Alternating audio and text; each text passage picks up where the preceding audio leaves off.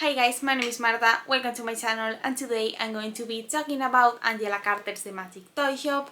This is one of Angela Carter's most well-known books, and it tells the story of Melanie, this young teenage girl who has to move out to live with her very strange uncles alongside her siblings. And at her uncle's house, she will continue to discover her own sexuality, which is something that he is going through since she is a young girl going through her early teenage years, so he is still discovering her own body, how it works, as well as her feelings. And at the same time he is struggling with those problems of teenagehood, she will also have to deal with the strange life that her family he's now living with has, since they have this strange toy shop that sometimes sets these strange theatrical puppet-like shows where even they participate. This is a very strange novel that shares a lot of similarities with the Gothic genre, as most of Angela Carter's works do. This is a book that is filled with smells, with textures, and that lots of beautiful descriptions of the atmosphere that in which the story takes place build up in order to create a magnificent work of fiction. This book does not have a very hard plot, as you might be able to guess by my brief description. However, it is still a very interesting novel to read and to explore. As I have said, one of the most predominant themes of the book is sexuality and the exploration of one's sexuality in the early teenage years, and the way that Angela Carter deals with that is, as usual, very well done. She incorporates lots of elements from fairy tale like stories. In fact, the very first scene of the novel, one that is not a spoiler and that I am going to tell you about now, looks straight out of a fairy tale, and the way our main character lives her love affair with certain character with whom the relationship is a bit questionable, sometimes also read a bit like a fairy tale story. That first scene I was talking about is one in which she dresses up in her mother's dress and runs out of her own house. This happens before she moves with her uncles, and that entire scene looks straight from a tales book, and it's a very beautiful scene. It's very telling of what is going to happen next, and in it Angela Carter really sets that gothic, dark scenery that will later on show up in the book once the characters move with their family. This is a book that does not only feature Melanie as our main character, but her own siblings also play their own role in the story. In fact, the book is pretty similar to A Series of Unfortunate Events by Lemony Snicket, which is a young adult / middle grade series that most of you may know about since it's very popular and that I read and adored. And the dynamics between the siblings are very similar to those. The fact that they have to move out from living with their parents is also very similar, so I guess Lemony Snicket must have been inspired by this book, or if he hasn't, that series might be a pure plagiarism, but we are not going into that. As I was saying, her siblings are very strange. Our main character's brother is obsessed with building ships, and her younger sibling is still a baby, so her character is very similar to that of Sunny in A Series of Unfortunate Events. These two other characters then that should be our main protagonist support do not really play a role in her life, since they go on living their life. Our main character's brother, as I have said, spends most of the time in his room, so he doesn't really play a big role in her development as a protagonist and in the development of herself as a young woman. This is, as most of Angela Carter's works, a book that really plays with tropes, and these tropes are manipulated in a way that makes the book feel a bit hilarious at the same time as it explores more serious themes.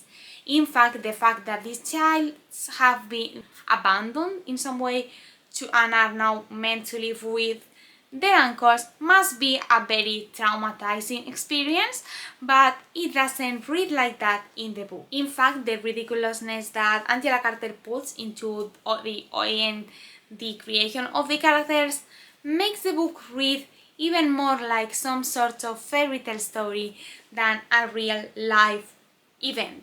As any gothic novel, this book really plays with lots of nature elements.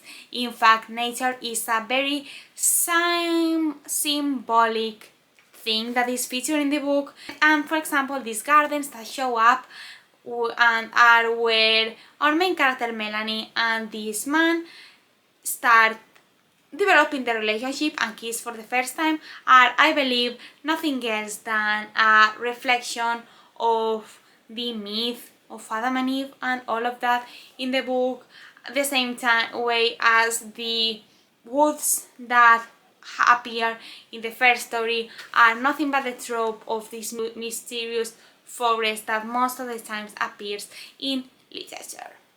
Moreover, the sea is also featured in the novel at some points, and it also becomes a symbolic element by the end of the story. But one of the parts of the book that takes the most symbolic space in the book is the magic toy shop, or the theatricals that take place during some scenes, these puppet shows that the uncle puts on.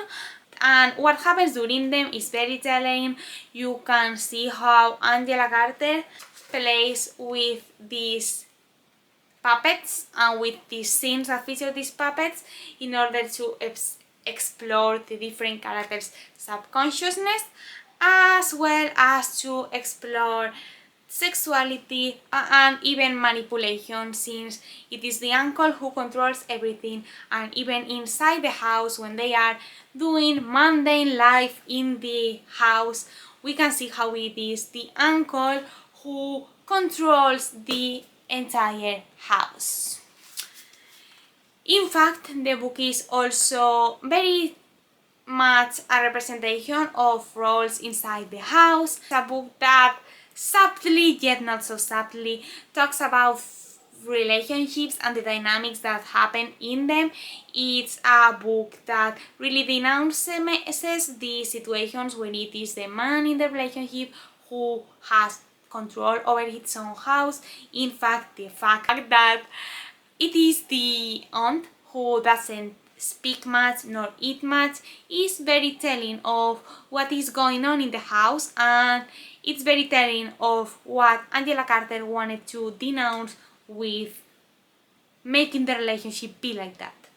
So overall, this is a very strange novel that, as many of Angela Carter's works, uses what should be a very simple, almost childlike story to explore lots of serious themes that had to do with day-to-day life, such as sexuality, gender roles, and even a questioning of and even the female body.